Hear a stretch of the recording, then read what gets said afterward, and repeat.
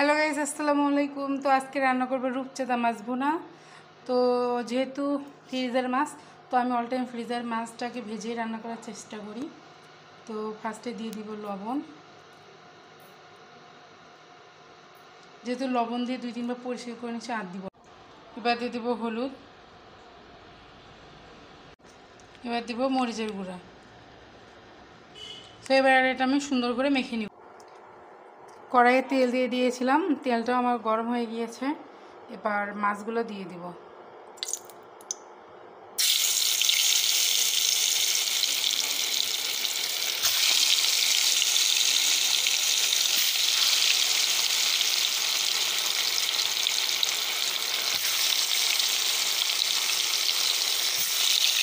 আগে এগুলোই ভেজে।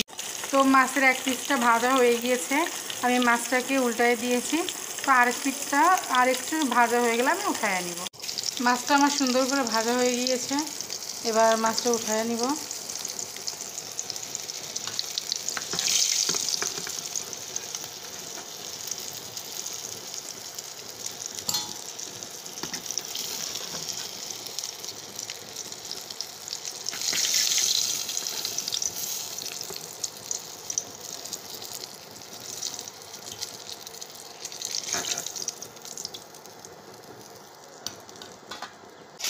সেম একই পর্যায়ে আমি এই মাছগুলোও ভেজে নিব।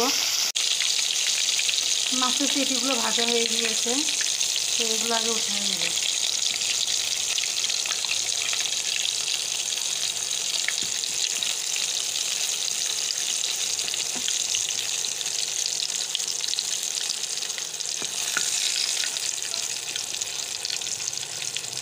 মাছের মাথাটা আর একটু ভাজবো। মাছের মাথাটা এবার উঠায় নেব।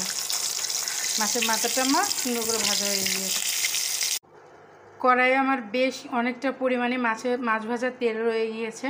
তো এখানে আর তেল অ্যাড করব না। এবার দিয়ে দিব পেঁয়াজ। পেঁয়াজটা আমি এবার লাল লাল করে ভেজে নিব। যেহেতু রূপচাঁদা মাছটা ফ্রেশ এবং তরতাজা ছিল, তো আমি এটা অনেক সিম্পলভাবে রান্না করব। এখানে কোনো ময় মশলা অ্যাড করব না। আর আজ রান্না করতে অনেকটা লেট হয়ে গিয়েছে, ইফতারেরও বেশি সময় নাই, যার কারণে এখানে আমি সব কিছু রেডিমিক্স মশলা অ্যাড করব। মানে জিরা, রেডিমিক্স জিরা, রেডিমিক্স মাছের মশলা, রেডিমিক্স মরিচের গুঁড়া, সব এটা দিয়ে আজকে রান্নাটা করব, যেহেতু আমার ইফতারের বেশি সময় নেই। তো ফার্স্টে আমি পেঁয়াজটাকে লাল লাল করে ভেজে নিই। যেহেতু সব মশলাই আমি এখানে প্যাকেটের ইউজ করব, তো ওগুলো দিলে পুড়ে যাওয়ার সম্ভাবনা রয়েছে। এর জন্য পেঁয়াজের ভিতর প্রথমে দিয়ে দিব পানি।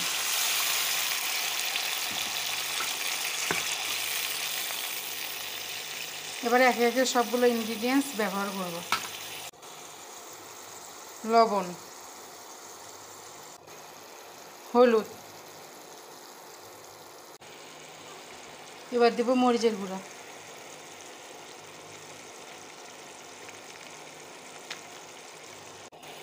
এবার দিয়ে দিব জিরা গুঁড়া।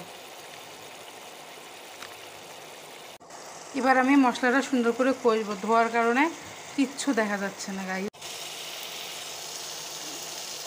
মশলাটা আমার সুন্দর মতো কষানো হয়ে গিয়েছে। এবার ঝোলের পানি অ্যাড করব। আরও একটু দিব, সামান্য একটু দিয়ে দিব, ব্যাস এটুকুই। এবার এটা ঢেকে রাখবো। জালটা যখন ফুটে উঠবে ঝোলটা, তখন আমি মাছটা ঢেলে দিব। সো এটা আবার এই অবস্থায় ঢেকে দিব। মাছের ঝোলে জাল উঠে গেছে। এবার আমি ভাজা মাছটার ভিতর ঢেলে দিব।